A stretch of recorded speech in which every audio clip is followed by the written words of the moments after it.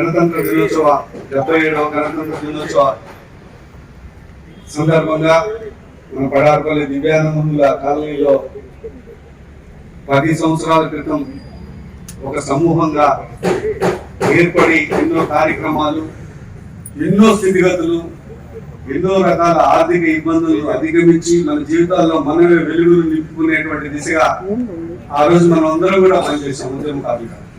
ఈరోజు మన జీవితాలు స్వర్ణ యుగం లాగా పాటలాగా ఏర్పాటు చేసుకుని ప్రతి ఒక్కరూ 4 గోడల మధ్య కుమిలిపోకుండా దివ్యాంగుల సమాజాన్ని వెన్ను తట్టి ప్రోత్సహించి ఈ సమాజంలో మనం భాగస్వామ్యమే, మనకు హక్కులు ఉన్నాయి, మనకు అవకాశాలు ఉన్నాయి, మనం కూడా సాధించగలం అనేటువంటి దృఢ సంకల్పంతో యావత్ రాష్ట్రం మొత్తం మీద దివ్యాంగులు వెన్ను తట్టి ఉద్యమాల స్ఫూర్తితో అవగాహన నింపినాం. మనస్ఫూర్తిగా ఒక విధానం అయితే ఉన్నాడు చెప్పకూడదు కాబట్టి ఆ శక్తి గురించి చెప్పను. అందరం కూడా ఒక్కొక్కరు ఒక్కొక్క స్థాయిలో వివిధ రకాలుగా ఆర్థిక అభివృద్ధిలో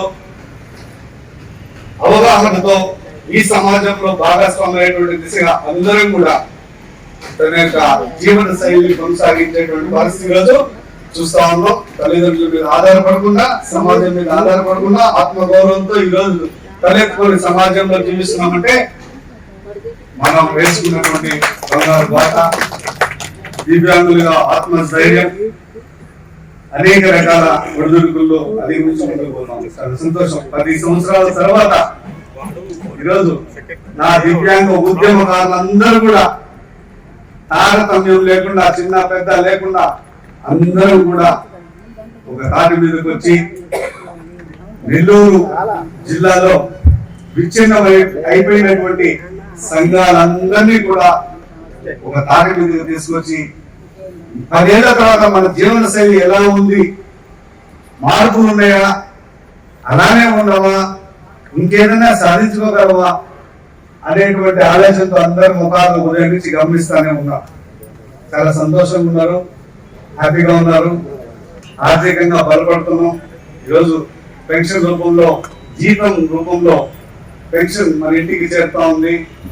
ఆర్థిక భరోసాతో ఈ అందరి భుజస్కంధాలపై అందరూ రాష్ట్ర వ్యాప్తంగా ఉండేటువంటి దివ్యాంగులందరూ కూడా మన యొక్క వాణిని ప్రభుత్వాల దృష్టికి తీసుకెళ్లి తల మెడలు వంచి పెన్షన్ సాధించుకున్నటువంటి విషయం మనందరికీ తెలిసిందే. భవిష్యత్తులో కూడా మరింత ఆర్థిక పురోగతికి మెట్లేస్తామని చెప్పేసి సందర్భంగా తెలియజేసుకుంటా ఉన్నాం. విభిన్న ప్రతిభావంతులారా, దివ్యాంగ మాత ముద్దు బిడ్డలారా, మన కోసం ప్రత్యేకంగా ఒక ఛానల్ని, అది కూడా మన తెలుగు భాషలో నిర్వహిస్తూ మన యొక్క సమస్యల్ని ఎల్లప్పుడూ కూడా తెలుసుకుంటూ వాటి పరిష్కారాలకే న్యాయ సదస్సును కూడా ఏర్పాటు చేసి మన పక్షాన నిరంతరం పనిచేస్తున్నటువంటి జవాబు ఛానల్ని తప్పకుండా మన దివ్యాంగుల కుటుంబ సభ్యులు, సానుభూతి పనులు కూడా అందరూ కూడా సబ్స్క్రైబ్ చేసుకోవాలి. అలాగే బెల్ ఐకాన్, దానికి మనకి ఛానల్లోకి రాగానే బెల్ ఐకాన్ ఉంటుంది, అది కూడా ప్రెస్ చేసి మీరు ఆ ఛానల్ నిరంతరం కూడా వాచ్ చేస్తూ ఉండాలని చెప్పేసి దివ్యాంగుల తరపున కోరుతున్నాను.